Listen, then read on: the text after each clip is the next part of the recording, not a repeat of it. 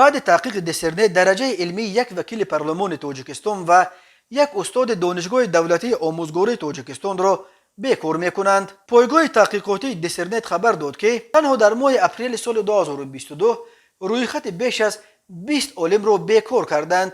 رساله علمیشان به شوراهای دفاع رساله‌های علمی روسیه پیشنهاد کرده است که در بین آنها دو عالم تاجیک، ظاهر رحمانزاده رهبر سابق حزب خلقی دموکراتی تاجیکستان در شهر دوشنبه و وکیل حاضره پارلمان و امید سفروف استاد دانشگاه آموزگاری تاجیکستان نیز هستند. پایگاه این رویخط را 28 اپریل نشر کرده است. دسرنت در شرح این رویخط نوشته است که آنها منتظر جلسه های شوراهای اکسپرتی کمیسیای عالی اتستاسیونی روسیه هستند و امیدوارند تشخیص به فایده آنها حل می شود. این پایگاه هنوز سال 2018 نوشت که ظاهر رحمانزاده هنگام نوشتن رساله نامزدیش در موضوع جهت اجتماعی اقتصادی تطبیق تکنولوژی‌های اطلاعاتی در ساحه تحصیلات عالی کسبی در جمهوری تاجیکستان به سردزدی متهم کرده تنها 15 اپریل سال 2022 به شورای رساله‌های دفاع پژوهشگاه اقتصاد و تشکیل استحصالات صنعتی فیلال سیبری اکادمی علم‌های روسیه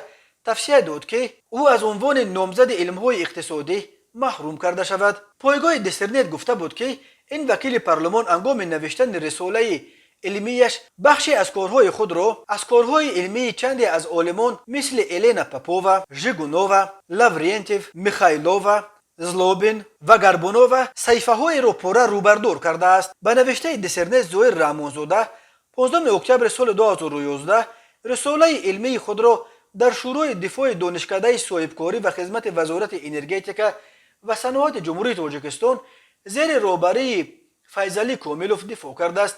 ظاهر رحمانزاده زاده نویه فرخور که در گذشته رهبر حزب خلقی دموکراتی تاجیکستان در شهر دوشنبه مدیر کالج آمار شهر وحدت و وکیل مجلس نویه فردوسی شهر دوشنبه بود، از 1 مارس سال 2020 وکیل پارلمان تاجیکستان می باشد. این پایگاه همچنین در شرح رساله علمی امید سفروف استاد دانشگاه دولتی آموزگاری تاجیکستان به نام صدرالدین عینی نوشته است که او هنگام نوشتن کار نامزدیش در موضوع تکمیل مکانیزم دولتی ساحه سیاحی در شرایط دوره گذشته در اساس موادهای جمهوری تاجیکستان دست به اثردزدی زده است. او 24 صحیفه را از رساله های علمی عالم فاطمه اولیگووا، اولگا موژنووا، آدم الچگاروف روی بردار کرده است. دسرنت گفته بود که امید سفروف 19 نوامبر سال 2011 رساله علمی خود را در شورای دفاع دانشگاه دولتی آموزگاری تاجیکستان به نام صدرالدین عینی زیر رهبری سراجالدین کاملوف دفاع کرده است. تا حال نظر رحمانزاده و سفروف به این اتهامات دسرنت معلوم نیست.